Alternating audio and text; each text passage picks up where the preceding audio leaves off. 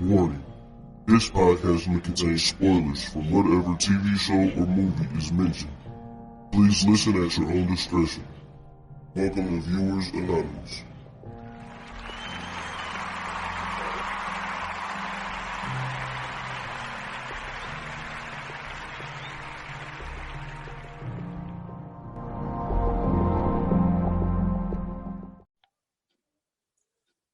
Yo, what's up? I am Scoots Bronson.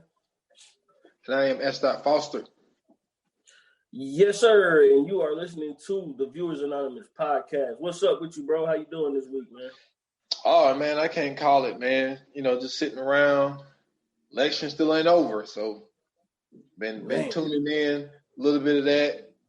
Coming up with some of these memes on social media because some of this shit is hilarious, but like, yo, yeah, buddy. I seen the new one. I was on Erykah Badu's page, and they got the one where Joe Biden is sitting behind Donald Trump, and he leaning into his ear or some shit, or he whispering something into his ear, and then at the top of it, they got the lyrics to Call Tyrone. That shit was hilarious. I was like, hell no. Hey, I put the first one I put up. You remember? I think it's been like 2-3 weeks ago when DK Metcalf had ran down the dude for the Cardinals that got the interception. Yeah. They had Donald Trump as the dude and had Biden. That got the interception? Biden was DK Metcalf. Oh, hell no, I gotta see that one. I ain't seen that one yet. Oh, yo, it's on my page. You got to see it. And it switched up. It was Donald Trump head the first time, and then they replayed it, and it was Wisconsin. And then they replayed it. Then they replayed it, and it was Georgia. Hey, I was just being dying laughing. Hey, yo, you know what, though? I ain't gonna lie, man. This election thing, man, is crazy because, like, I'm an independent, so I don't really, like, lean towards any side. I don't really care. I usually, like, vote as far as my interests go. Excuse me. But so when I'm actually, like, going to vote and everything like that, like, I pick, like, both Democrat and Republican. I just pick, like, literally the best one. And so I'm sitting here, like, looking at this shit and watching this shit. And somebody had, like, I forgot who I was talking to, but I was having, like, this little conversation or whatever. I think it was on Twitter or it might have been on Facebook. But I was having this conversation and, like, dude just instantly start, like, putting me in the Democrat seat. And I'm like, no, it's not the fact that I'm a Democrat. Like, I just don't like Donald Trump. Like, I don't like Joe Biden either, but I do not like Donald Trump. Like, to me, he's a pompous fucking prick, man. Like, I do not like dude. He's a selfish motherfucker, man. Hey, that shit. I think it's so hilarious, man. Because my whole thing is, and I love spreading this message because I think it's very important. Like, there's this one guy. I played football with his brother in high school. Well, we all went to school together, but his brothers was my age group, and so he's a huge Trump fan. Huge. That's all he posts about. I think he got a problem because it's like if that's all you post all the time, then obviously like there's nothing else going on in your life. Yeah, you ain't got no life. So he posts this thing and it says, "This is a reason for you to delete me. I'm pro-Trump. I'm pro-guns. I'm pro-life." And he said, "P.S. All lives matter." So I never comment on his stuff. I pretty much stay out of this stuff because, you know, I feel like when you type stuff, people can take it out. Yeah, they can take it any kind of way. So I was like, man, you know what? I'm going to say something today. I just said, I might be one of the few that think this way. I said, but I disagree with everything you said. I said, but I'm not going to delete you. I said, because I think it's dangerous to only see and read what you agree with. And you know what, though? You can still be cool with a motherfucker who you disagree with. Yeah. It's like, dude, like everything you post, it's like, I don't agree with any of it. But I'm not going to delete you because I don't agree with you. Because if everybody had that mindset, like everybody only going to see what they know and they won't never believe anything else. So it's like, get both sides of the story. And then come up with a conclusion after you see both sides. But when you're only seeing one side and you ride so hard, it's just like, you know. So, I mean, I'm posting a few memes. I know he's seeing some of my memes. You know what I'm saying? I put up the one a little bit ago when LeBron blocked Andre Iguodala. Andre Iguodala That's funny. Was Trump and Biden was LeBron. The funniest meme I've seen so far in the election, they got this. I don't know if it was like a sketch show or if like they did like a prank or something like that. But they had a dude that was dressed up and looked just like Mike Pence, and they had another dude that was dressed up and looked like damn near spot on to Donald Trump. And they was like in either like a daycare or like a kid's gym class or some shit. And they, you remember like the little bouncy yoga balls that had the handles on them? Yeah. On them and shit. Yes. So all the little kids is bouncing on them, and the dude dressed up like Donald Trump is bouncing on them too. He's supposed to be out there like talking to the kids and shit. So like it showed like a couple seconds of that, and then you see the dude that's dressed up like Mike Pence. He come out there and he start going towards Donald Trump, and he leaned down. He said, "Mr. President, we have to go. It's time for you to go." And then he grabbed his hand, and then the Trump dude be like, "No, I don't wanna. I don't wanna. No, I don't wanna." I'm like, man, these motherfuckers are hilarious, man. That shit just had me crying, bro. I was like, man, that's the funniest fucking meme I've seen. And then they got it's the same one. It's the same one that like that, but it's another dude doing the voiceover. So he was like, he got Mike when Mike Pence come in. He come in like, "Mr. President, we have to go, man. They're telling us that we got to pack our stuff. We're supposed to be getting an eviction today." And then they got the dude, he doing the Donald Trump voice and everything, and then he'd be like, "No," and then he'd go back to the original video, and he'd be like, "I don't wanna, no, I don't wanna." I'm like, man, that shit crazy, man. But it's looking like Biden about to take this joint, man. Yeah, it's looking that way, and I mean, my thing is this ain't the platform that we do this. If anybody want to hear me talk about this type of stuff, like you know what I'm saying, I do it on the Stovetime podcast. I just wanted to. You asked me what I was up to, and it's like I think everybody's like, even if you're not watching it constantly, like you checking in. You know what I'm saying? You're supposed to. Yeah, because it's important time right now. So I just wanted to mention it. But my main thing, though, before we get into this movie, just even if you disagree, like don't just get on social media and just start deleting everybody just because. I mean, I understand, like you want a stress-free, news feed. I get that as well. But like, when you only seeing what you agree with, like it can get dangerous. Like you can't really have intelligent conversations with people if you only know your side. You know what I mean? True. So that's the only message that I would like to spread. But what you been up to, man? Man, I've been up to the same thing, man. My household right now is one side on the nonchalant, I don't really care side, which is me, and then my wife is like every update that comes in, every state that's won, she's giving me updates about the whole election as if I can't look on my phone and see it myself. And I'm just, for me personally, man, you know what I'm saying?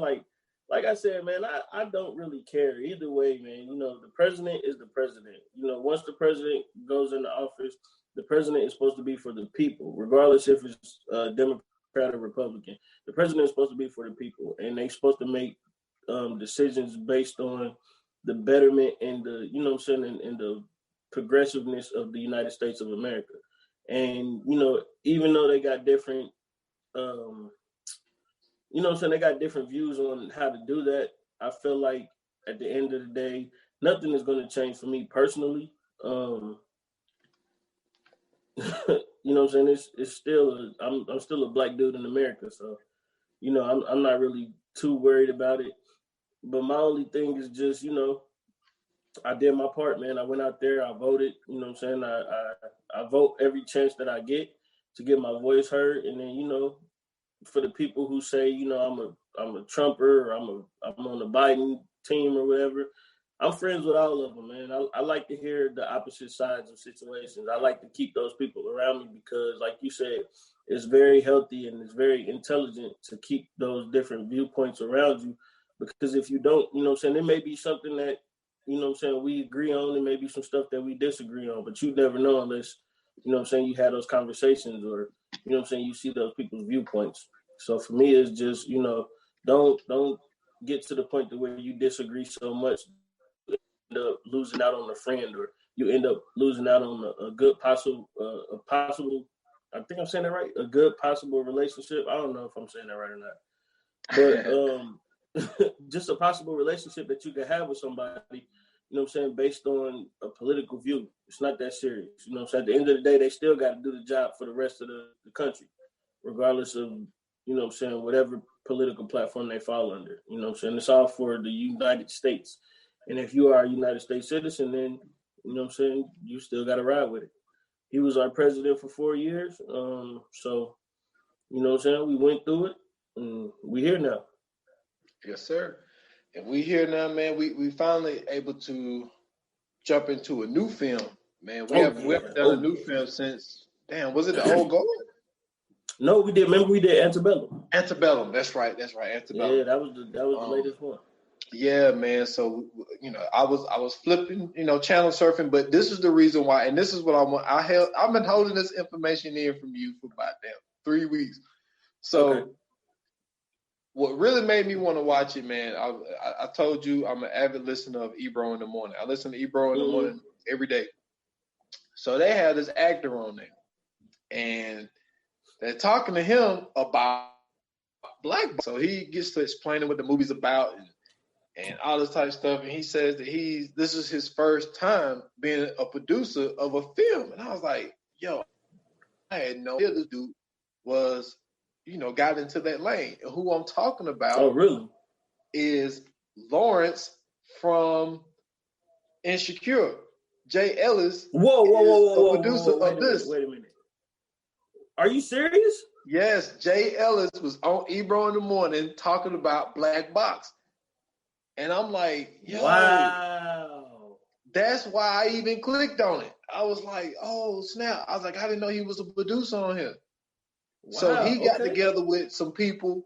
They came up with the funds and, you know, came up with the idea and all that type of stuff. And he was like, this is the first movie I've been a part of, being behind the scenes and all this type of stuff. So I wanted to support Jay, and that's why I even clicked on it. I watched it, and me and my girl watched it. I was like, yo. And it's like anytime I see something new or anything, I always hit you. Like, you know, just look at it to be like, yo, just to see if this is a possible movie. Obviously, you liked it, and now here we are doing Black Box from Amazon Prime. And that's pretty dope, man. I had no idea. I had no idea that he was a part of that. That's something that's man, that's just one of the dope things about like movies and shit, man. Just to find out like that, you know what I'm saying? Like people can go out and do these type of things, and you have no idea who's behind the scenes. You have no idea who's putting these things together. And then when you finally find out, and it's somebody that you've been watching for forever, and then you find out that they end up producing or directing a movie, that's fire, man. Yeah, man. So I was, and that's why I like, that's the one thing that's great about listening to podcasts is it's like you keep, for me, my brain is constantly working. Like while I'm at work, my brain is constantly working. And like, that's why I always be texting you while I'm working, because I come up with all these different ideas. It's because I'm constantly listening to stuff. And then like that pulls me up to stuff. Because I mean, I seen Black Box, but no, I didn't. I seen it after he had talked about it, because it came out, because the interview was a Friday.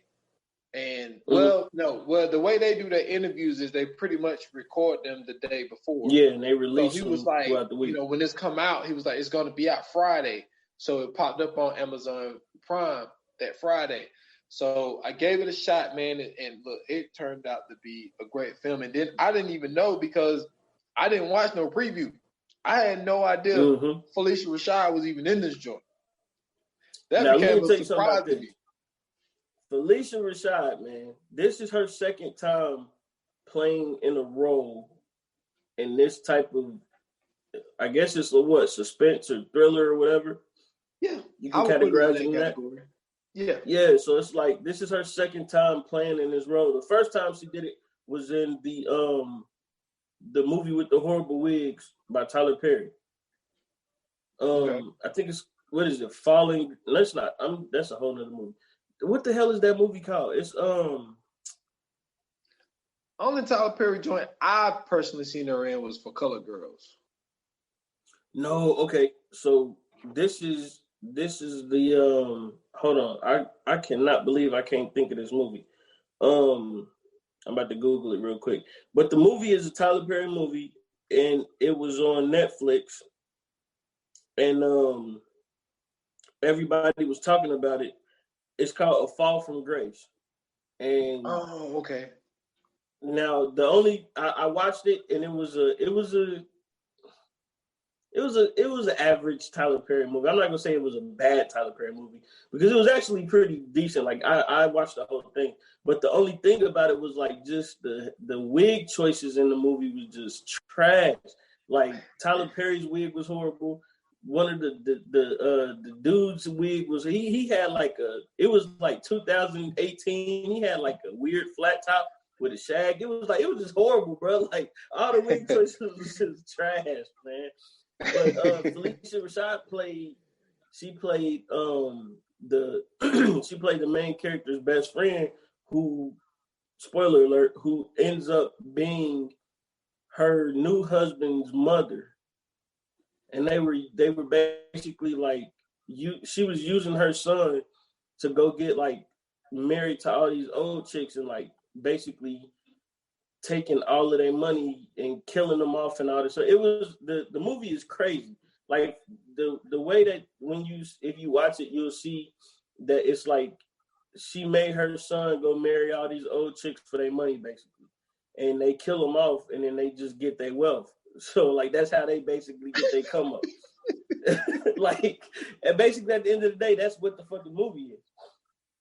And so, for like I've never seen Phylicia Rashad in that kind of role. Like anytime you see Phylicia Rashad, it's always something inspirational, uplifting.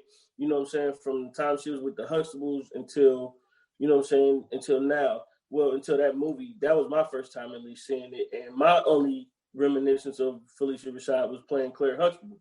So she was always a great actor. She was always, one of those people where you watch her and you be like, man, you're amazed to see her on film or on TV. And so for her to play that role and kind of switch it up, it was just, in a slight way to say, it was refreshing to see her being able to do something else. So when I'm like, yo, this is dope. And then with the plot twist at the end of this movie, it was like, oh shit. Like, okay. I like that. So it was like, yeah, this was a good movie, man. When you had told me about it though, I was like, okay, let me check this out. And then when I seen like it had that like suspense thriller thing to it, I'm like, all right, I'm definitely gonna be into this one. And man, once I got to watching it, I watched it on my phone at first. I started it off on my phone. I had to stop everything I was doing, kick my kids off the TV, and watch it on the TV just so I could stay into it. And man, listen, my wife was asleep. She woke up, went to the bathroom, and she started watching it like she was trying to go back to sleep. And she was watching it, and then like she could not go back to sleep. She was into it too. So I was like, this has to be a good movie, because my wife she never watches anything that I watch. So for her to be able to watch this, I was like, yeah, this is a good movie.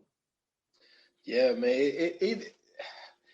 The great thing about watching movies without a trailer is just like you don't know, because that's what I did. I heard the interview on April in the morning, and I was just like, all right, it sounds good from what he's saying, and then I want to support him as well. So I was like, I'm just gonna watch it. So I watched it no trailer. So it comes on. This guy, you see this guy holding this baby, and then it pauses, and it's like, so this guy, he's sitting there, and he's looking at this video of the first time he held this child. And it's like, okay, so then he starts getting just choked out of nowhere. It's like, what the fuck? And then next thing you know, he opens his eyes and his daughter's in front of him. And dude, I love his daughter. Like that girl, she's gonna be something special, dude. Like she's gonna be something special. And so she is like, like coaching him, like she's like, we got 15 minutes, and she comes in there with an iPad, like, who's this? And so then once she's coaching him, you get the sense of, oh, he lost his memory. You know what I'm saying? So so you start to get it because like she's coaching him through everything and saying, she's telling him, look her in her eyes. Say, make sure you let them know you're grateful for the opportunity. And that's why I always tell people, like I tell my old lady, like, she has a girl. Her girl is 6. And I told her, I was like, I always wanted a girl. This is the reason why. My sons wouldn't do no shit like that. They'll be like, Dad, look, you need to figure this out. You know what? As a father of a daughter, you are absolutely right. Let me tell you something. My sons don't give a crap about me, bro. Unless it's something that they need or want, like they do not deal with me, bro. Like my daughter, like I'll be watching football. My daughter come in, sit with me, watch football. If I'm watching a movie, she'll come in, ask, "Hey, Dad, what you watching?" And she'll sit down and watch it with me. If I'm doing something, she'll come in and kick it with me. If I'm not playing video games, if I'm not watching cartoons, or if I'm not playing something or doing something, my sons act like I'm not even in the house, man. So I'm 100% with you, bro. Yeah. Hey, but it is the same way for me, but and it's just like I'm watching this girl, and it's like she just seems, so into it, trying to help her dad. You could tell trying to help her dad to get him back to where he was, and then like they had this thing where when they would get in the car, and she would raise her arms up, and he would put the seatbelt on. Yeah. I'm gonna keep bringing this seatbelt thing up, people. So because it's a vital point. Like it's very important. It's a very important part. And so he ended up dropping her off at school, and then he goes to see Kathy. And so Kathy is, you can see like she's his boss, and him and his wife must have worked at the same place. And so come to find out, he's a photographer, but. He got in a car accident where his wife died. He had a severe brain injury, and he's trying to get back to at least working, to try to get somewhat back to normal. Because at the same time, he's trying to get his memory back, and he's trying to get his, I guess, not necessarily get his job back, but just basically start back working. Yeah, he's trying to get his life back. Yeah, and you could tell because she ended up not even letting him finish because he was like, "Hey, I got some new photos in here." And she's like, look, before you even bring it out, she's like, the editor already shot it down. She was like, I know you need this. And she was like, it's not the same. You know what I'm saying? She was like, you don't have the same eye that you did before the brain injury. And like, dude, you got to feel for people, man, who have a brain injury because how do you go around not being yourself? You know what I'm saying? Not being able to remember what you were doing and do it the way that you did. Well, I think it's kind of tough with that because, they don't get a chance to, relive those happy memories that they had with like family and friends and, all those accomplishments that they had and being able to remember how you got to where you are. Like, like you could tell like he was familiar with his daughter because she was constantly around, like he knew, like every morning that he wakes up, that's his daughter. He knows that, she's there for him and everything else. But it was interesting seeing that exchange between him and his boss because you could tell like she really, really was involved in, him and his wife. Like she actually cared about, she actually cared about him. And when she was talking, she had, she was saying how sorry she was that he had lost his wife. And, like she was saying that how much she missed his wife as well. And then she was, she really wanted to like do something. You could tell like she wanted to do something for him because, that's a tough thing to do, man. Like that's a tough thing to go through. Like that's very, very traumatic. But once that happened, he comes home.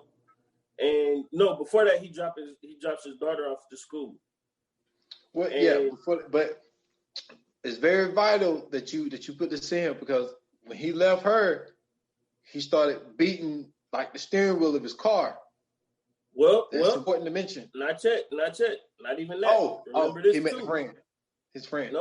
Nope. Remember, he grabbed a pack of cigarettes, and the daughter said, "When did you start smoking?" Exactly. You and don't remember, smoke. she said, remember, you don't smoke. So somehow, I don't know, we don't know where this comes from, but he has a pack of cigarettes. Yes. And so, like you said, he started doing all of these different things or whatever. To us watching it, it seems like this is something that he normally does. And then he goes to see his doctor friend, right? Yeah, Gary. Yeah, he goes to see Gary, and then him and Gary get to talking and everything else like that. And basically, he's just asking questions about his past life. He's asking questions about, you know what I'm saying, his wife. You know what I'm saying? He's talking to Gary, you know, basically just giving him an update of how he feels and everything like that. And I mean, you could tell like that they were they were really good friends. They were super, super close. And I mean, like in the sense, it was like they were kind of like brothers. You know what I mean? Like you could tell they kind of went through some things together. He talks about how he was at the wedding and, you know what I'm saying, like he was there, you know, they were happy. Him and his girl was there or whatever. The daughter calls him uncle and stuff like that. So you can tell that they have a super, super close relationship. And then I forget what it was, but something else came up to where he was talking about the dream that he was having about the person grabbing him or something like that. Mm-hmm. Yep, and then that's when he brought in the idea to see Dr. Brooks. Mm-hmm. And so he's like telling him like, hey, you know, won't you, you know, try to, because he was saying that it was something about his dream and the memory that he had in his dream. And he was like, well, Dr. Brooks, you know, she works in that field of, you know, being able to take a memory and have that memory replay in their head with this machine or whatever. Because when Gary dropped him off at Dr. Brooks, he had to leave. So he's sitting there and he sees this video playing on the TV where she has this dude that is brain dead, and she's like doing this presentation, and she's like, this stuff that you see on the screen is a memory that he has, and he is brain dead, and he's trying to revisit that moment and all this type of stuff. And then Dr. Brooks comes and she brings him in, and I didn't know this is the first time I saw it, but so she sits down with him and she got her tape recorder and she's saying like all this stuff. You know, he has a car accident, severe head injury, lost his wife, all that type of stuff. But she circled brain dead, but she didn't say it. She skipped it. Okay, so that's what she said. Okay, so that's where I got confused because I seen her circle. I didn't know that she circled. I mean, I didn't know when she circled it, it said brain dead. Now, this is the thing, though. Remember, I'm glad you brought this up because remember when he was sitting in the lobby and he seen that video, he was looking at it as if it was familiar. Yes, because he was really captivated by it. Yeah. He seemed like he knew what was kind of going on. Yeah. So she circles that, and I was like, she circled it, but she didn't say it. She's saying everything else on the paper, but she didn't say nothing. Yeah. So she introduced to him like, well, I want to try something. So she tells him to stare at this plus sign on the wall, and she like hypnotized him or whatever. And so she got his brain. It reminded me of The Sunken Place in a way. Yeah, you know, it was very Get Outish. Exactly, it was very Get Outish. And so he is like, it turned like he ended up going under, and it's dark, and he can still hear her. She's doing stuff around him, and you can hear the sound of bones like breaking or whatever. And that seems like that's the dream that he had before. And so she ended up waking him up. And so then she introduced, well, wait a minute. Did he do the black box the first day he went? I can't remember. No, the hypnotism was the first one. Yes. So that's how he did that day. And so then he ended up going home. Yeah. And that's when he forgot his daughter. No. Hold on, wait. Don't skip over this. Remember, she was telling him that when he had went under, she was saying that it takes a lot of people. She said it takes a lot of people 3 or 4 times to go through that before they even see anything. She said, and you seen something within like 2 or 3 minutes. She was like, this is an automatic breakthrough. She was like, this is something I've never seen before. So when he was under hypnosis, remember he's seen the same thing that he's seen in his dream. And he was talking throughout the whole hypnosis. Yes. Yeah. Yeah, that he was. And then like he ended up going home, and he forgot to pick his daughter up. And what I love about his daughter is, so she's sitting out there. Now, some people could take it as a smart mouth, but I just seen it that it's a girl that pays attention. Like, she is particular about information, because the lady was like, the teacher was trying to tell her, like, is there anybody else that can pick you up? She was like, he's going to come. And then the teacher was like, well, it's 33 out here. Can we go back inside? And she's like, well, it's actually 46. And she was like, he's going to come and all this type of stuff. So he hears a doorbell, and he jumps up, and he was like, oh, shit, Ava. And then there's Ava and the teacher at the door, and the teacher's like, look. And he tries to get Ava a hug. She's upset. She goes in her room. And, something I forgot to mention. While he was getting ready to start his day, he had a wrap on his hand, and he looked at the wall. And another thing, he didn't sleep in his bed. He always slept on the couch. And I think that was, I don't know if it was a thing that, because his wife went in the bed with him, I'm not really sure. It never really that was kind of odd. Yeah, that was very odd. And he looked at the wall, and it was a hole in the wall, and he looked at his hand. And but he didn't know. I mean, I think he kind of put two and two together, but he don't remember doing it. Right. And so to get back to it, he gives his daughter a hug, and she's mad, so she pretty much blow the hug off and run in the room. And the teacher's like, yo, I know you're going through a lot. But she was like, this is the third time this happened. If it happened again, I'm going to have to call child services. So he goes in to try to make up with Ava, and Ava got her head down, and she's scared because of what he did last night. So she saw him punch the wall. Yep. So she is kind of starting to fear him because he's not doing some of the stuff that she's accustomed to him doing. Because he was starting to have like these mood swings, which you'll figure out at the end why. But I think that was a key scene, because it's like, so the smoking stuff. She's telling him, you're not a smoker. Yep. He punched the wall, which that's not his normal behavior. So you're still not being able to put everything together up until this point, because it's still early in the film. Yep. And then when all of this happens, he walks out of the room, and then he sees the hole in the wall. And he has, like you said, he had no recollection of this situation. He just seen a hole in the wall. He kind of looked at his hand. He kind of put two and two together. And then he starts going through like some old photos, and he's, like kind of doing some research on himself, and then on the doctor as well. And then he goes back to Gary, and he's talking to Gary. And I think I'm skipping something. He had another dream, the same dream basically. And then he went back, and he starts talking to Gary about him, if he ever was no, I'm skipping a whole bunch of shit. I'm sorry. So he sees the hole in the wall, right? Looks at his hand, puts two and two together. And then he's doing some research and everything, looking at old pictures, looking up old documents and stuff like that about himself. And then he finally goes back to Dr. Brooks. And then that's when they that's the first time that they do the machine. Yeah, do the black box. Yep, they do the black box. Now, the first time that he gets into the black box, she's explaining everything to him. She's putting like all this stuff on his head. She's sitting him in his chair. And then basically she's explaining it to him like it would be a VR headset. So she's saying like basically what ends up happening is she'll grab a dream, and then she'll basically put you in something that's real visual that you can basically get comfortable in. And then after that, she made this explanation of you'll have a watch on.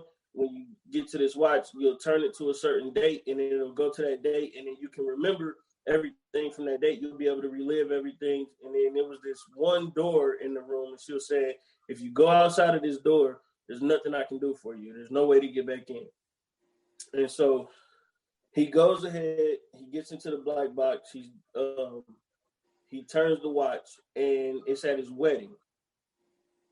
So he sees his wedding, and he's sitting there, and he sees everybody at the, sitting around or whatever. He sees the preacher, and then he lifts up his wife's veil, but you can't see her face. Her face is blurred out. So once her face is blurred out, it looks like a person is standing up from the crowd, but then it's like it doesn't look like a person. It looked like a monster, or it sounds like a monster, because all you hear is like bones cracking and everything else. And then you see this guy like walking upside down with his chest towards the ceiling, and then like he starts to come into like a human shape or whatever, and then he grabs him. So once he grabs him, he freaks out. He jumps out the black box, and he's like, "Yo." He was like, "This is the thing that I was telling you about. It's in my head. Like, I don't know what it is, but it tried to attack me again." So she was saying that, calm down, explain everything, tell me everything you saw. He was explaining that all of his visions are clear except for the people's faces. Everything about people's faces is blurred. And so he goes the first time, he comes back the second time. Now the second time, he does it again, but this time it's a different vision. And this time in the vision, he's in like this apartment or whatever, and he's hearing a baby crying. And the baby's crying, and then he sees a lady standing in the kitchen, and he goes to her as the baby's crying. He goes to her. She's sitting at the stove, and she's crying. He turns her around. And when he turns around, he sees like a bunch of black and blue marks on her arm, and then the baby stops crying. And then he turns around, and again, she's like this monster in the crib, comes up to him, and then it grabs him by the neck and chokes him. And this time he jumps out again. So now he keeps explaining to Dr. Brooks that every time he's having these visions, or every time he goes into the black box, he sees this thing that's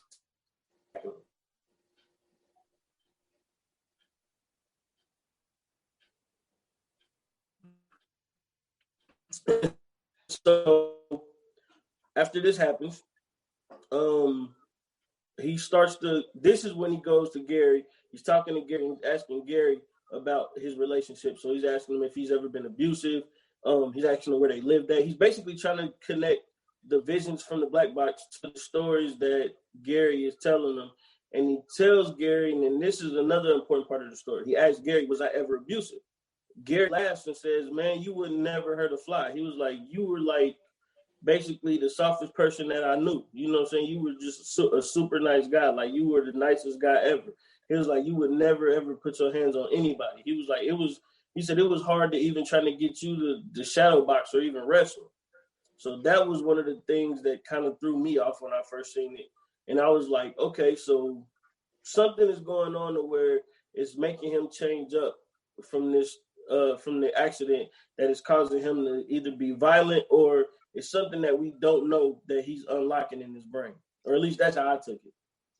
Yeah, and then you skipped over the wildest part, because Gary was like, he said, man, you like, you bit of a pushover, and he started laughing. Yeah. He was like, yo, I don't think this is funny. He was like, I'm not trying to be funny, but he was like, dude, like, you was the most least, aggressive guy ever. So he's trying to put together like these memories that he's having, and then he's like, okay, I punched the wall. You telling me I'm not violent, but there's a hole in my wall. I don't remember punching. My hand is jacked up, and all this type stuff. And then I'm seeing this girl, because he's thinking he's seeing his wife. He think he's seeing his wife, and he see these bruises on her arm. So he can't make the interpretation of it being his wife, because this woman was the same complexion as his wife was, same hairstyle that his wife had, because you saw pictures of his wife in pictures. And so he ended up going home, and Gary came over with some Chinese food. And so Ava comes out, and Ava puts her iPad down, and it's a picture of her and her mom. And she closes it real quick, and she gets nervous, like she's actually scared that her dad saw that she had as her screensaver, her and her mom. And Yeah. the part that was weird was Gary looked at him and gave him an indication like, dude, say something to her. But he Yeah. didn't say nothing. So Gary was like, look, it's okay to miss your mom, all this type of stuff. And you know, so they talked that out or whatever, whatnot. So must have been bedtime. He grabs her iPad. So he starts flipping through the pictures and he see them getting married, but they was outside. Yeah. But in the black box, he was in the church. They was inside, yep. Yeah. So he's like, hold up. Like, I'm looking at the pictures in my daughter's iPad of the wedding and we're inside. So he's trying to figure out, he's trying to put two and two together. Like, why am I seeing my wedding in the church and this is showing that my wedding was outside? So that's when you start to really like, okay, like, I'm starting to get a little confused here. That's when I started. That's when my confusion started, was when he was flipping through the pictures of the iPad. Yeah. So now he's going to Dr. Brooks. He's talking to Dr. Brooks about the situation. And then they have this conversation to where she's basically trying to convince him every time that he sees the monster to basically say that this is my dream and I have control over it. So he goes back into the black box. And this time, the first time, you know what I'm saying, he sees the monster, he's shaking up, he jumps back out, but it's not as bad as the first couple times. So then he goes under again, and now this time, his curiosity starts kicking in, and now he's like, okay, I need to find out what this monster is because something is not adding up. Because now every time he's going to this thing, nothing is really changing. Everything is basically staying the same, and he's wondering why this monster keeps popping up. So basically, he's telling himself, you know, it's my dream. I have control over it. And the monster comes out again, and then he kicks the monster, and the monster falls into the chair. And when he kicks the monster, the wife starts to leave, and then like she goes to sit down. And to me, that was a little bit odd because it was like, okay, like now is like something else going to happen in this scene, or is he going to find something out? And so what ends up happening is he leaves out. He talks to Gary about, I forgot what he talked to Gary about in this one, and then like somehow he finds the apartment. So he takes his daughter, you know what I'm saying? He's saying, we gonna go on the trip. We just gonna ride around, and I want to show you where mom and dad used to live. That's what he talked about. That's what he talked about. He asked Gary, he was like, Gary, did we live in an apartment?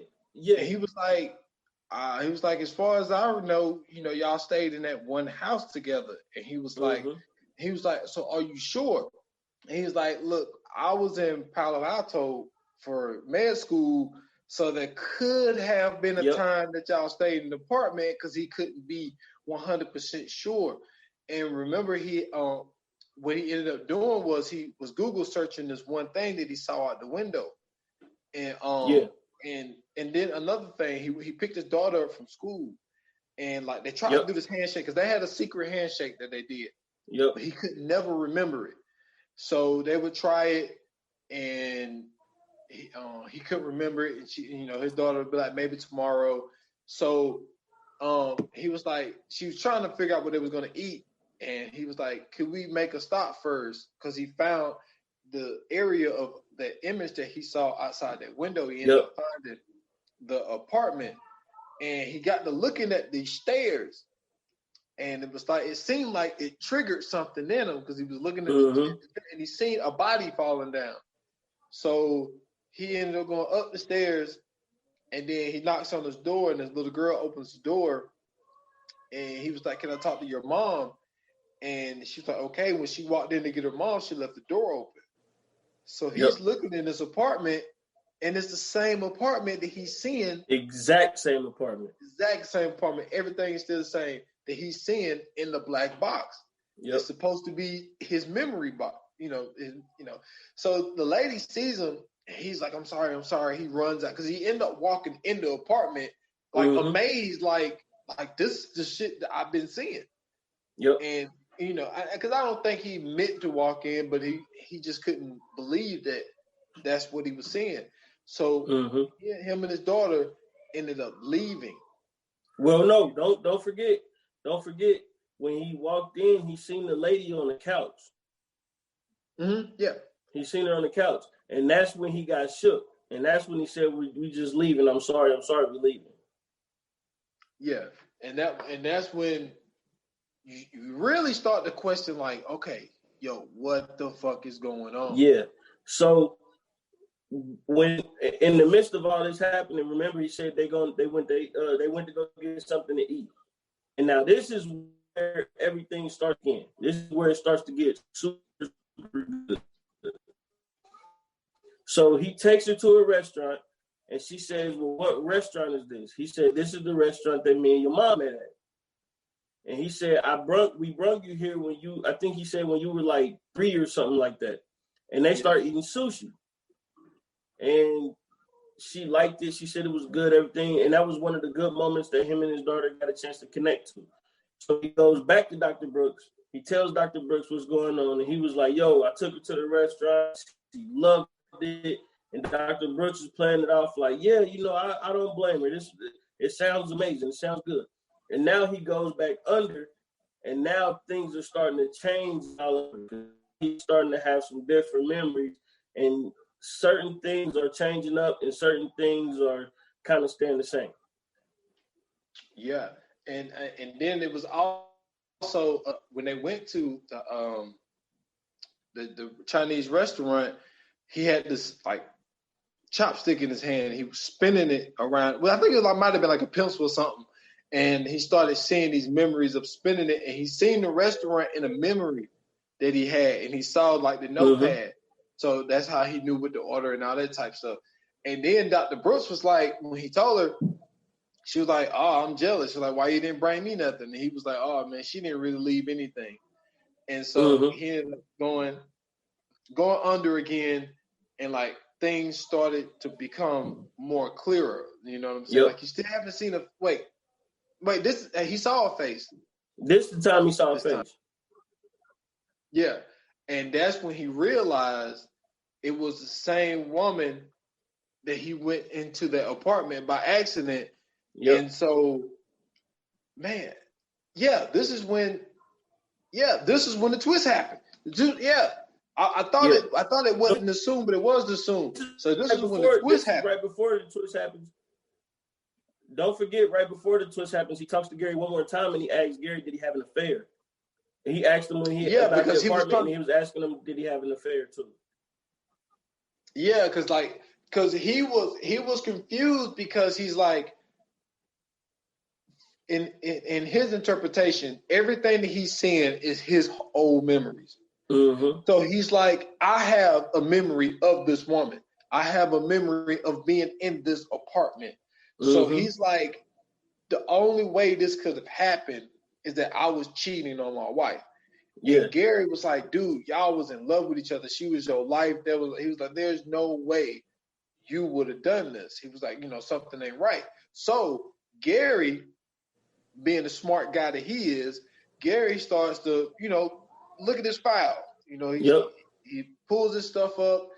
And, he sees the same information that Dr. Brooks was reading about his being brain dead and how he came, because he went into a coma. He went into a coma for 3 days. So he come out the coma with consciousness. So he goes up to this other doctor. He goes up to Dr. Reed. He's like, hey, I'm trying to look into my Nolan stuff and all this type of stuff. So he goes and he pulls up some stuff. And he's like, yeah, he ended up gaining consciousness after seeing Dr. Brooks. He's like, he saw Dr. Brooks.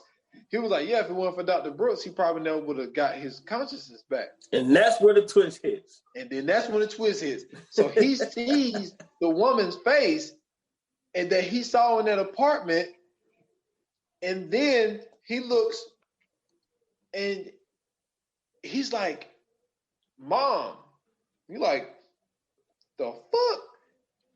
Come to find out, Dr. Brooks been working on this black box thing for the past 2 years because she lost her son. Her son had died, so she wanted her son to come back. So she come up with this whole thing about finding somebody that's brain dead, putting her son memories into them so they would become her son.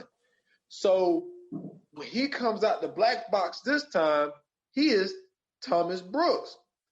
I'm like, what the fuck?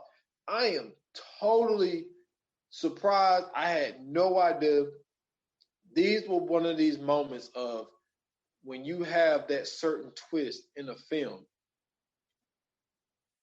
it throws you off so much because it made everything make sense after that. Like everything made sense. It made sense about the smoking.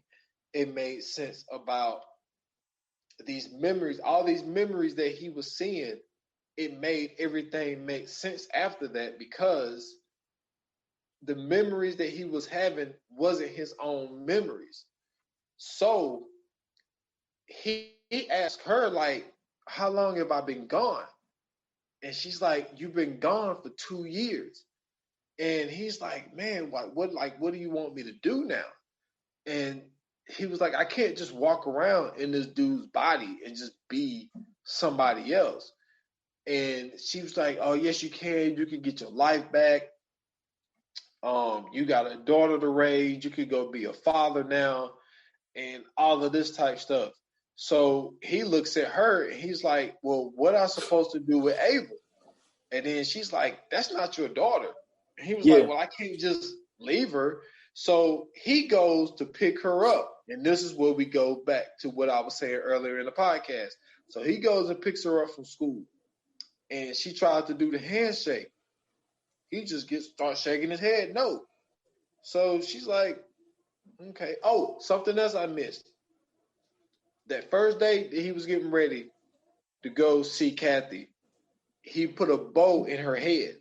And she used to it tighter. I forgot that. That's gonna become important towards the end of the film. So he picks her up from school, and she tried to do the handshake. He ain't even with it.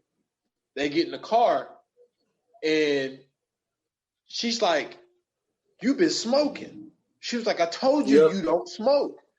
And so then she puts her hands up for the seatbelt thing. And he's like, ain't you too old for that? No, he said that earlier in the film. One time he picked her up from school, he said, ain't you too old for that? And he ended up doing it anyway. This time, he didn't even nah. He didn't even bother to put the seatbelt on.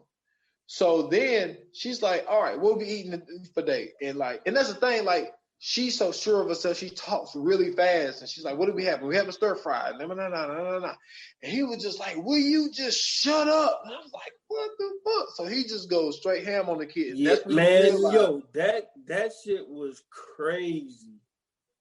Real crazy. Just the fact that popped up out of the blue. And I'm thinking, like, when I'm watching it, I'm thinking in her eyes, like, okay, is happening again. Because for a minute, remember, it wasn't happening like that. It kind of faded out. Like, she, you know what I'm saying? Like, it seemed like they was getting on good terms. And then, like, once, you know what I'm saying? Like, once we kind of realized that the son is popping into the consciousness and, you know what I'm saying, he's taking over the body, you know what I'm saying? You started to see, like, he really started to basically come back to who he was originally being. Like, we see that he's a very violent person. And so, like, now she's confused because she's like, okay, this isn't my dad. Like, I know this is something different. Like, my dad isn't, he not like that. And so, he didn't put the seatbelt on her. He made her put the seatbelt on her herself. And then, like, he's sitting there in the car and he's like, we got to have a talk. You know, you gonna stay with Uncle Gary for a little bit. And she like, well, why do I gotta stay with Uncle Gary? Like, Dad, you know, she's trying to encourage him, like, Dad, you know what I'm saying? Everything's been going good. Like, you've been doing great. Why do I have to stay with Uncle Gary? He was like, because, you know, and that's when he snapped again. And so this part I thought it wasn't funny, but it was funny because of the little girl. Like, she made this shit so fucking funny. They get to the house and she's packing her bags. And she was like, if I'm only gonna be there for a few days, why am I packing so many clothes? And I just start instantly laughing because I'm like, yo, like that's some shit my daughter would say. Like, just thinking about that, like that's some shit that my daughter said. Like, why I gotta pack so many clothes if I'm only staying for a couple of days? Like, this don't make sense. And so she's packing all these clothes and everything, and you can kind of tell like she kind of pissed off because she like, man, this is some bullshit. Like, everything was going good, and now you want to flip out? Like, you gonna choose right now to flip out, man, when we was just having the greatest of time? And so she packing the bag. He grabbed her suitcase or whatever, and then he takes her over to Gary's house, and him and Gary have like a little slight conversation or whatever. And Gary's like, you know what I'm saying, whatever you need, man, I'm here for you. But you know what I'm saying, you don't have to do this, man. You can come stay with me. You can come stay with us. You know what I'm saying, that way you can make sure you're cool. And then you know what I'm saying, he was basically telling Gary like, I just need some time. And, Gary like, no, man, you know what I'm saying, you'll be all right. Just, come stay with us. And then he spazzed on Gary. He was like, look, man, I just need some damn time.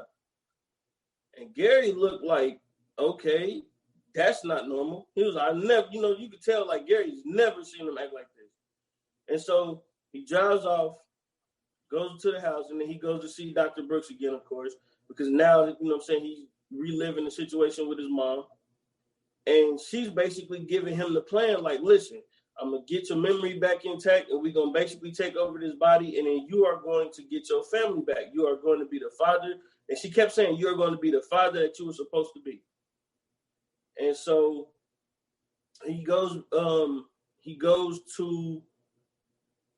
at Dr. Brooks. He goes back under the black box, and then he's going through the memories, and he's trying to erase the memory of Nolan.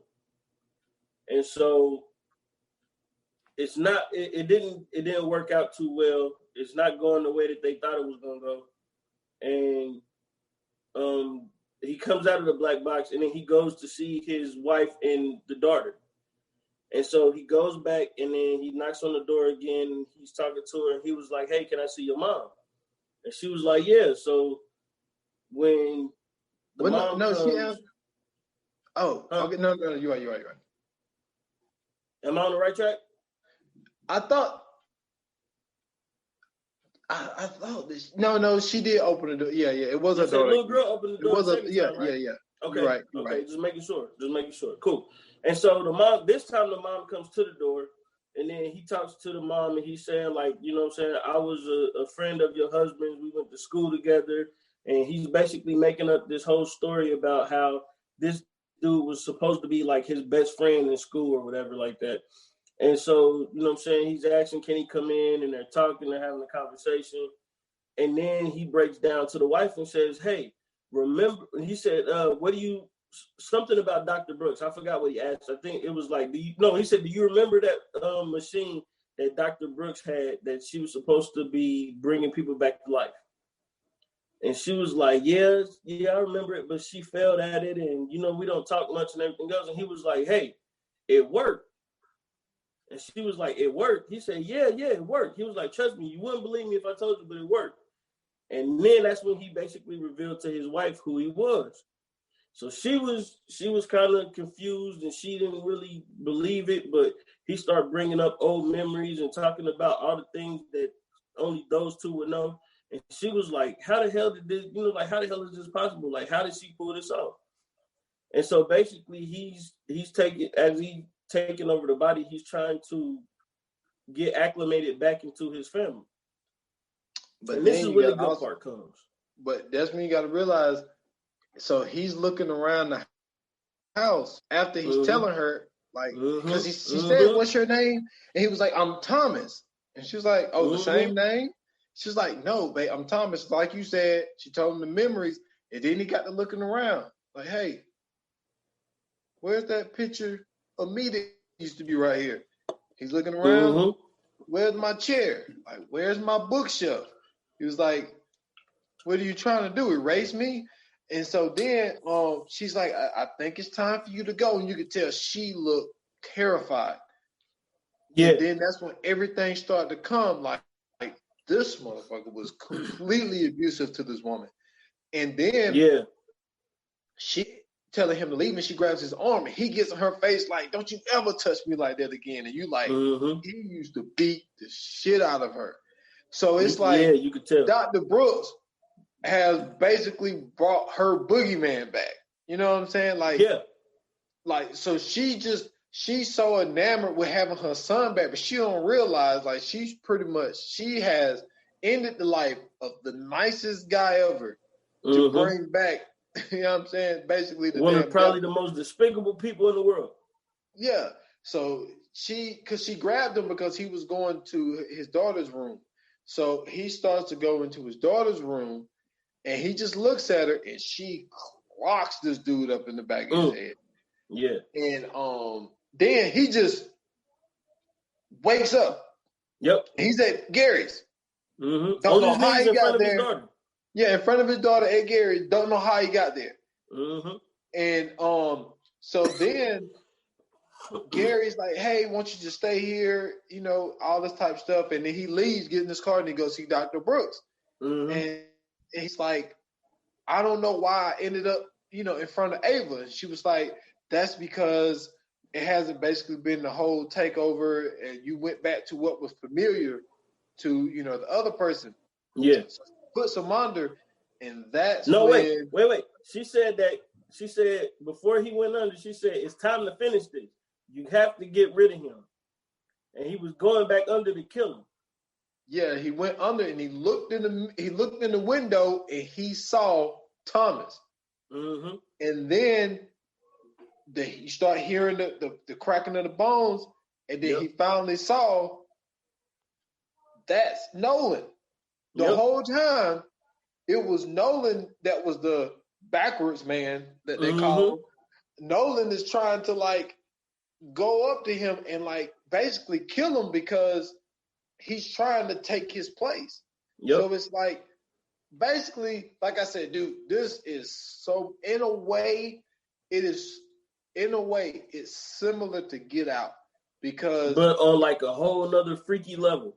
Yeah, because it seems like Nolan is in the sunken place. Yep. And he sees Thomas / himself. He's the backwards man, and he's trying to kill the other version of himself so he can come back. It's like his memory is in the sunken place, and he's trying to kill this other person so he could come back as him. So he's trying to kill Nolan in the dream, but Gary is back when he left.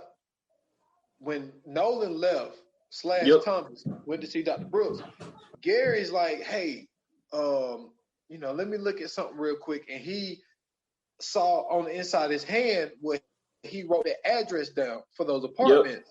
And Ava's like, because he pulls it up on his thing, and she was like, "That's where me and my dad went." And he looks it up and saw that there was an incident at those apartments, and he saw the name Thomas Brooks. And then he puts it together.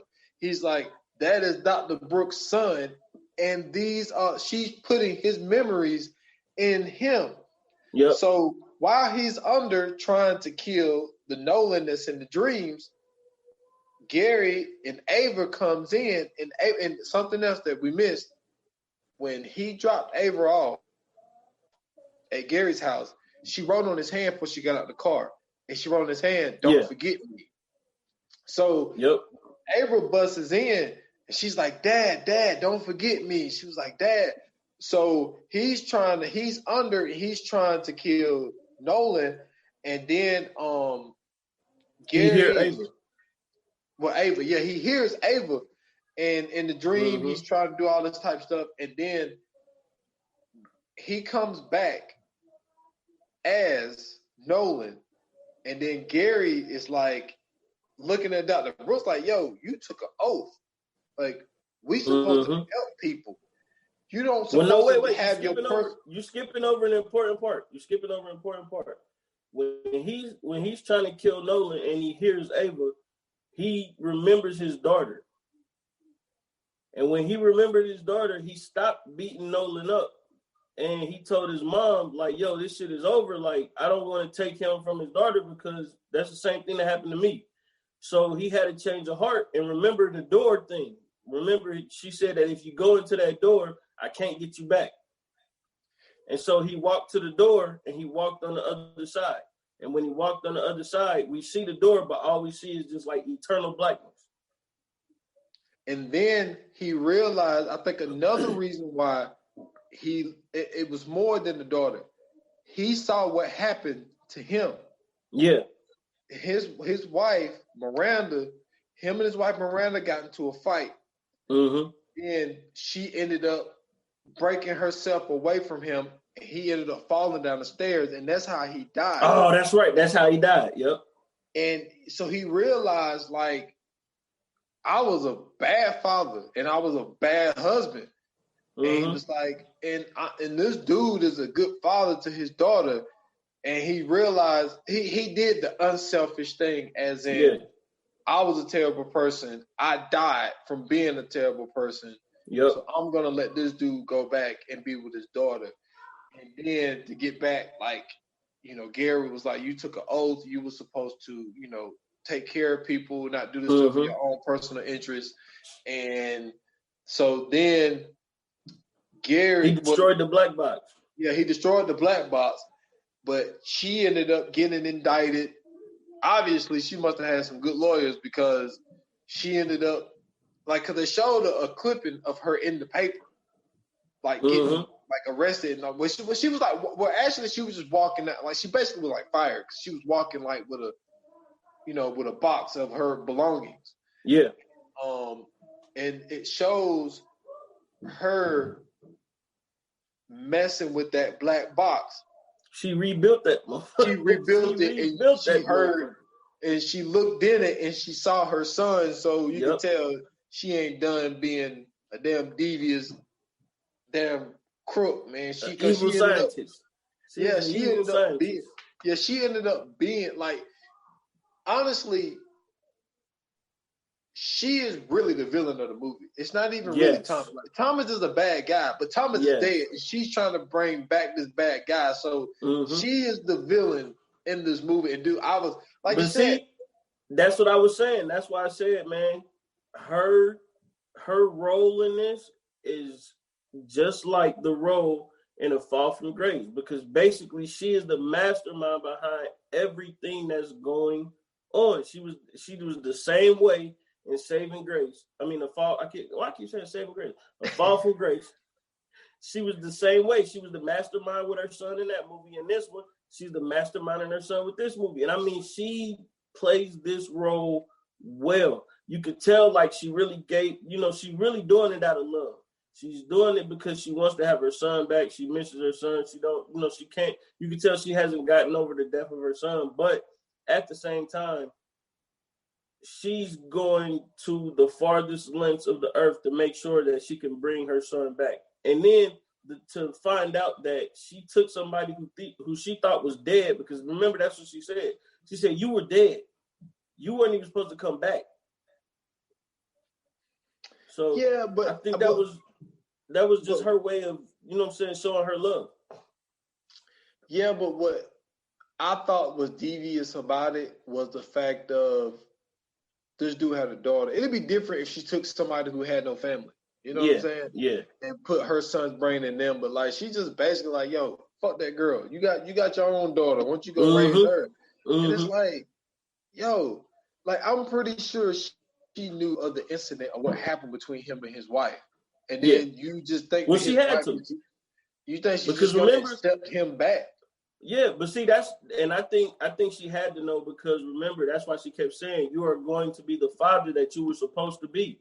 You know what I'm saying? Like, she was basically saying, like, yo, we didn't raise you to, you weren't raised to be like that. You were raised to be a great father, to be a great person. Now is your chance. I'm giving you a second chance to go back and do what you were supposed to do. Yeah, dude. Wow, man. It was wild. And what I liked about it was, like, they didn't hold the twist out to the very end. Like, it was, it was a good, I would say 30 minutes of rolling time still left. So it was. I think that the timing was well. I think they did a really good job with this. I don't know if this is the thing. I've seen a few Amazon, like I seen The Boys, so that's a series. I seen the first season of Homecoming. I watched maybe an episode or two, second season. So I haven't been on Prime as long as I've been on Netflix. Yeah. But this is a good start, like to have this type of budget for this type of film and to take people who like a person like Jay Ellis who don't have any experience in doing this. Like I think that they came out with a really, really good film. I feel like it's not promoted enough. This is what I think is hurting this movie if a lot of people haven't watched it. That new Borat movie. That new Borat movie came out around the same time. Like maybe, I think it came out that next week. So they're promoting Borat like crazy. Like soon as you go on Amazon Prime, Borat is all over the place. Yeah, that Borat movie was horrible. I never got into Borat. So what? I wouldn't know. But are you serious? Yeah, I've never seen any of them. The first Borat was genius. The first Borat was the first Borat may have been one of the greatest social pieces put together ever in cinema history. The way that it showed the ugly face of America in a comedic way was genius. But the second one was just like, it was like they found the dudes that did Jackass and was like, come on, let's make a movie. Yeah, I never got into it. I never really seen Sasha in anything. Like he did really good in that the Trial of the Chicago 7. Yeah, I seen he was in that. But yeah, I mean, you never seen Talladega Nights? I've seen it, but I don't remember. You know what I'm saying? Like I probably only seen Talladega Nights like once or twice. Like I told you, I wasn't a huge Will Ferrell guy. Like I know, but listen, man. If you wanna just get some good ass laughs, like to me, Talladega Nights is one of those movies where Will Ferrell is not even the funniest person in this movie. Everybody else, like he's funny, but everybody else is so much funnier than Will Ferrell in this movie. I mean, you gotta watch. Listen. Just give me one. Just watch it one time, and I'm telling you, you will not be disappointed. I promise you. But like, yeah, I mean, I think the point that I was trying to make was like, Amazon Prime, like all these streaming services do. It's so hard. Like there's so many different ones. Yeah, and stuff can get buried. And I think that this one kind of got buried quickly because of the Borat joint. But I think it was a really, really good movie. And I think for somebody like Jay Ellis, like I think that and whoever else that was involved with him with this movie, I think that they did a really, really good job, man. Well, I know that with Jay Ellis, he was in what is that movie? Escape Room. He did Escape Room, and that was along the same lines of Black Box. But I think that was something that kind of got him into that producing role to try to bring something like this around. Him being involved in that, because my first time seeing Jay Ellis, just like most probably everybody else, was on Insecure. I'm about to say Insecure.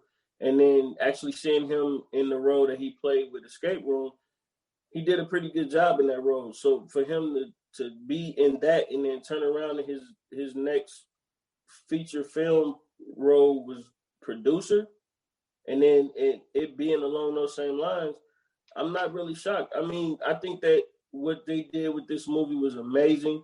It was a great movie, great storyline. Like you said, they didn't waste the plot twist. The plot twist came at the perfect time to me. I think that with like you were saying with the streaming services with Amazon is creating some pretty good content. And I think that, with Hulu being able to do the things that they did with like Handmaid's Tale, with Netflix doing the things that they do with the documentaries and with Stranger Things and all those kind of things. Like right now, streaming services are slowly but surely becoming the next production houses. They're becoming the next, you know what I'm saying, like music labels. They're becoming the new Paramounts. They're becoming the new Blumhouse. I mean, they're really basically taking over these, you know what I'm saying, like I guess you could say just production houses. They're basically making the content that people want to see, and it's a lot easier for people to see it now because we don't have to leave and go see it. We can see it whenever we want. Dude, and you gotta remember, this is a Blumhouse flick. Jason Blum is also an executive producer as well. Right. And to be correct, Jay is an executive producer. I was just saying producer, but yeah, I think they did a really good job, man. And They left it open to a sequel. I don't know if they could. I mean, I guess they could do one. You know, in a situation. I don't think they should. I don't think they should. But the only way that they could, it'll kind of be like, okay, have you seen Urban Legends? Yes, I seen the first. So you remember she quote unquote died by falling into this river or whatever, and then she pops up where there was these college kids talking, and basically the killer from Urban Legends, she dies or whatever, and so there's these kids talking about this urban legend, and then they show her, the girl that was the killer at the one school. They show her, and she changed her look up, and she was like, y'all want to hear a real urban legend, all the type stuff. So they left it open to where like now she's at this other school, and now she's gonna cause havoc there. Yeah. But the second urban legends, she didn't have anything to do with it.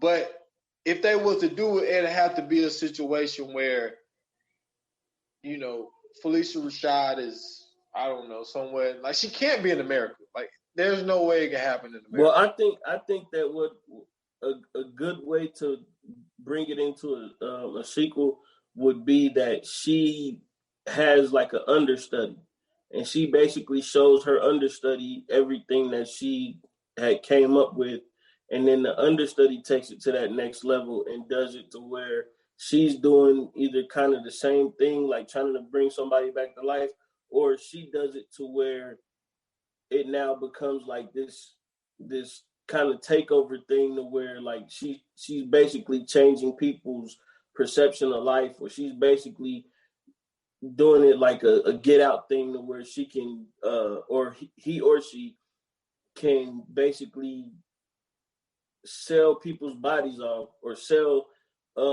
cadaver bodies off to bring, you know what I'm saying, family members back and stuff like that. Yeah, but I don't think, now that I think about it, I don't think it'd be good. I'm with you. Yeah, I'm with you. Because I think this one brings that element of surprise. Like, we had no idea what was going on. And it's like, if there's another one, you kind of know what the concept is. Exactly. And it kind of kills, it kills off the surprise. Yeah, it wouldn't be as good, man. So, like, I hate doing Fire Flames on new movies. Because the thing is, like, I've only seen it twice. Like, I seen it, I text you about it, and then we did a couple of movies, and then we was like, you know, we like box. So I watched it again. So I only seen it twice. I thought it was really good. The cast, I only really recognized, obviously, Phylicia Rashad. I've seen the girl that played Miranda, but I don't remember what I even seen her in. And the guy Gary, I seen him before, but I can't remember what I seen it. So you know, a lot of people I know. I think. Did you see? What was the movie that the 24th? Did you watch the 24th? No, I still haven't seen it yet. Okay, the dude that plays Gary, the dude that plays Gary is in the 24th. Okay. And then the dude that plays Nolan, he played in oh my goodness, I can't even think of the name of the movie. Hold on, it's on Netflix, but it's a story about it's a story about a guy who wants to change his life and be a sommelier. And I know what I seen him in. He was in Underwater with Christina Kristen Bell? No, girl. Kristen Stewart. He was Kristen in Stewart. Underwater. That's why Kristen I seen Stewart, him. the one that was in Twilight. Yeah. So, but he's in another movie that's on Netflix. Hold on, I'm trying to find it.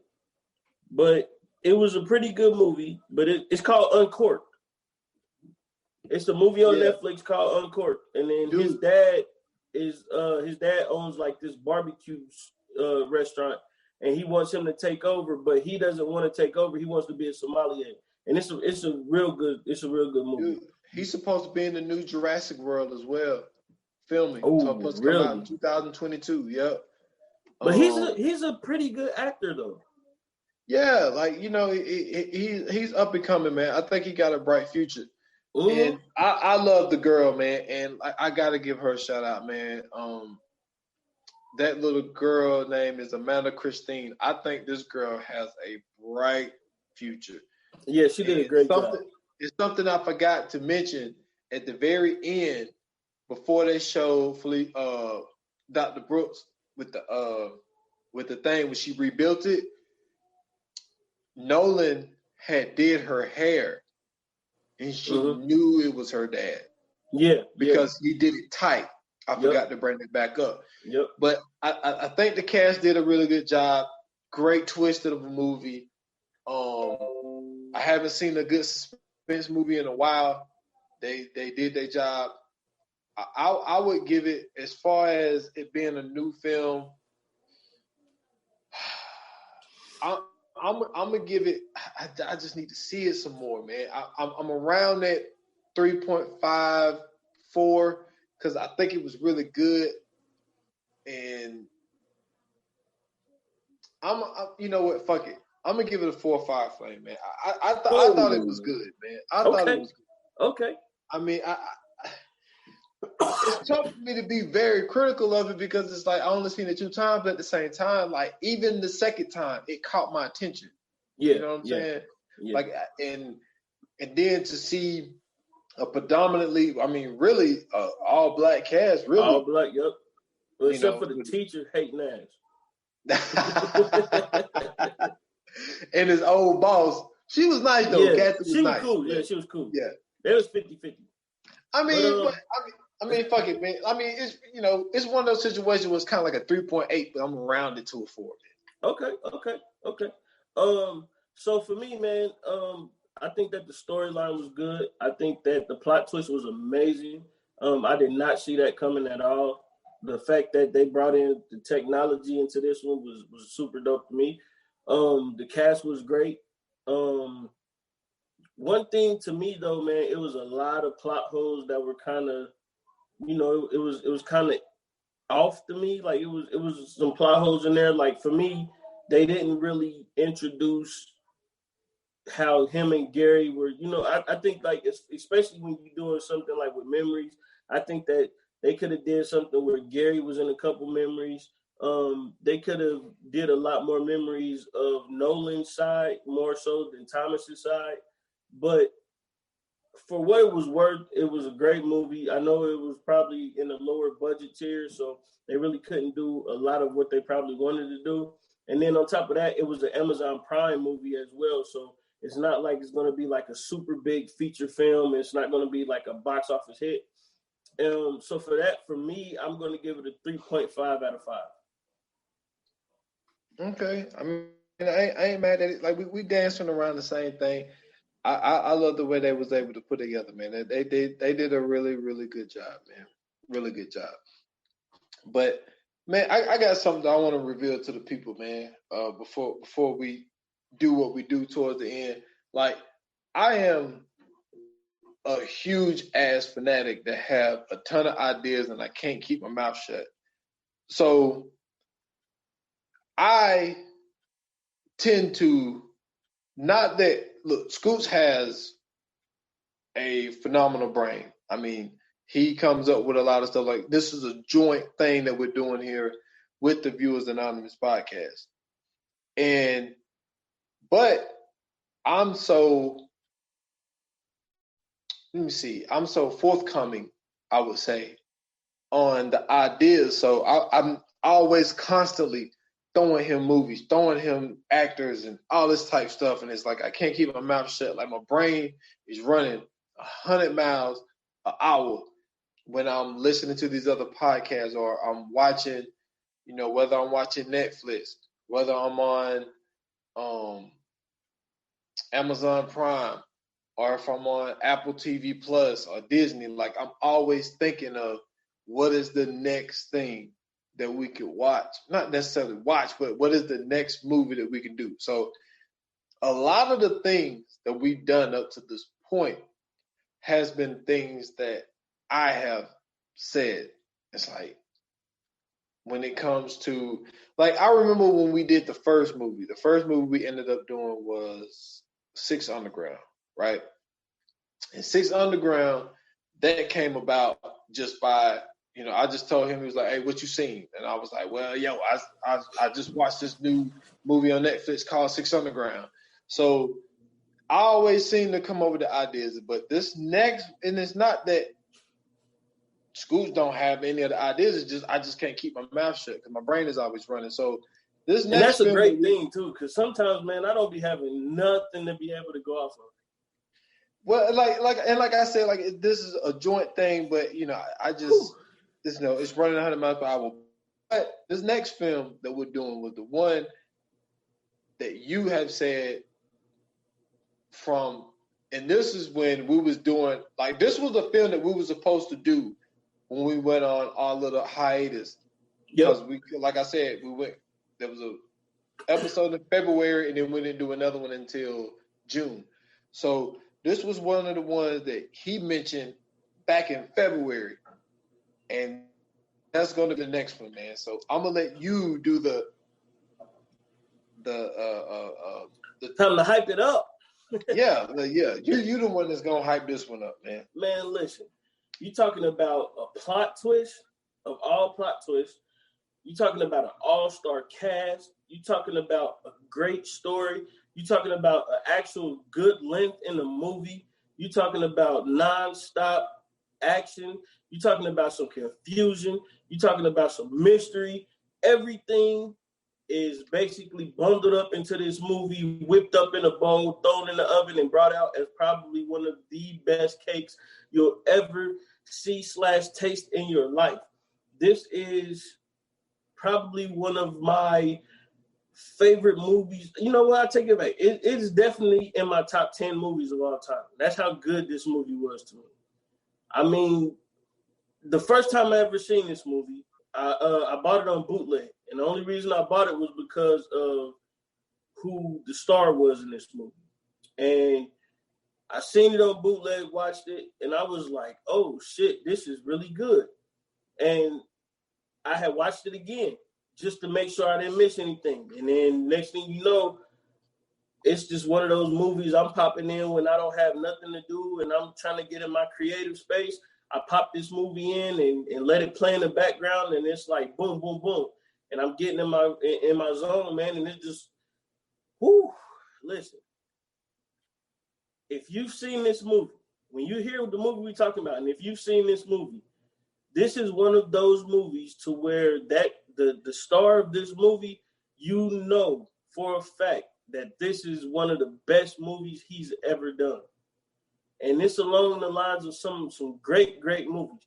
But this is one of the ones that he knocked it out the ballpark with this one. Ooh, but hey, that is a bold statement, boy, because he got some, like, bangers, boy. Like, oh, I know it. Like, even the co-star, got some 100%. Bangers, boy. That is a huge statement to make there, man. That's a huge statement to make. But, like, what I like about it is that, it got the mental health aspect to it as well. So, yeah, that's also something else that goes along with the film. And also, like you said, like, the twist in it, I was completely thrown off. So I love films that are like that. But you know which one I'm looking forward to. After the one after that, after we do this one, we'll share with the people. After the next one, that's when we're gonna do the appreciation episode. But the one after that one, that's my shit. That's my every time I ain't got nothing to do, I just pop that on. Let me tell you how crazy all of this is, right? So from the next episode that we about to do to the next appreciation episode that we about to do to the next episode after that, somehow, one way or another, they all are in conjunction with each other. Yeah. Listen, I didn't even think about that. Listen, when I just looked at the list, I said, "Oh shit, they all got some kind of 6 degrees of separation, man." And this is These next few episodes, y'all are going to love this, man. Y'all are going to love this. This is one of those podcasts to me, bro. Like the fact that we get to sit down and I said this before, we got a reason to sit down and watch movies and not do nothing. And now we have to watch movies. There's no excuse. We have to watch movies. So if somebody's like, "Hey, babe, take out the trash," I can't take out the trash right now. I'm working. I can't go fish the sink. I'm working. I gotta watch this movie, man. I got to watch this movie. So yeah, this is super fun, man. And then the fact that we get to bring you guys just our points of views, our opinions on the movies that we think are good and great. And then we are eventually going to do this because I think that everybody should have this list. I am promoting this for next year. It won't be this year because we got everything scheduled up. But next year we are doing the worst movies of all time. So listen, it's gonna be a lot of content for y'all, man. We got a lot of content coming for y'all. So stay tuned, man. Make sure y'all hitting that subscribe button because that one, to me, I feel like is going to be a great episode. I think so too, man. I think so too. Because now I'm thinking of some things that we could do, and it's like, oh man, that's going to be a great episode. My number one is so bad it's good. I know you've been telling me about it for months. I'm telling you, when I tell y'all my number one and y'all go watch this movie, y'all gonna thank me. Hey, yo, that's shit. I still need to see it for myself. And it's so hard trying to find the time to do it because me and you were doing a little pre-production and it's like, like next week. But next week is going to be content heavy. Man, like, okay. Because it definitely is. It 100% is. But you was telling me because you were saying that your girl was talking about watching some stuff with you. Watch that with her. Watch that with her. I got to explain myself first. Listen. You talking about you? If y'all want a good time, like if y'all just want to kick back and have just a good laugh and a good time, watch that one with her. She is going to love you for that. That is going to be, especially if she like to get some laughs in. That's the one for her. Hey, but I'm gonna put that down. I'm gonna put that down in the notes, man. But hey, man, look, y'all, man, go out. I got when it comes as far as the 28 minutes or less podcast, we linking up on that one. We're gonna have I'm gonna have another guest on with me. This is an episode that I've lost. That's one of those things, man, that happen in the podcast business. Sometimes it even happened to the big timers, man. I remember listening to Flagrant 2. I think they lost like 2 or 3. I remember them saying like, "Yo, we did a whole podcast." And they didn't hit record. Yeah. And so, like, shit happens. So I had lost the episode that me and Casey did, and we're gonna bring you in on it. So, so be tuned in for the 28 minutes or less podcast. Also, like the last episode that I did, Smoking Aces, great film that's very underrated. So I pretty much ranted about that. Good review, by the way, too. Appreciate that, man. Really do. Also, man, look, I understand a lot of people love my co-host, Uncle Washington, on the Stolen Time podcast. He has been out the last 2 weeks, but I still put out some content. So go out and check out the last 2 episodes of the Stolen Time podcast. You can find it on all platforms. I'm pretty sure it's still on Apple, but I'm talking to some people trying to get some stuff straightened out with the Apple podcast part. But you can find it on all the other platforms. You can go to the Stolen Time podcast page on Facebook, Stolen Time Pod, on Instagram, S.Foster8 on Instagram and Twitter. And also, I post links on the VA Podcast Watch Group page on Facebook. So that's all I got. Yeah, man, you can follow me at Scoots Bronson on Twitter. You can follow me on Instagram at ScootsBronson_TV. You can follow me on YouTube, Scoots Bronson TV. You can check out my latest episode of Isolated Society. I did that last night, which was November 5th. You can go check that out. Every replay is I just got on Apple Podcasts. I'm on Spotify. I'm waiting for iHeartRadio. I'm waiting for Amazon. But I'm on Spreaker. I'm on Spotify. I'm on Apple. I'm on Google Podcasts. So if you have any of those platforms, be sure to check out the replay of that. But if you want to hear me live and in direct, man, you can go to Spreaker.com/Isolated Society, and you can check me out. You can hear me live. You can chat. I got a chat room. You know what I'm saying? You guys can talk about the topics and everything I'm talking about as the show goes on. And within the next couple episodes, I will have my phone line set up, so I will be having callers call in.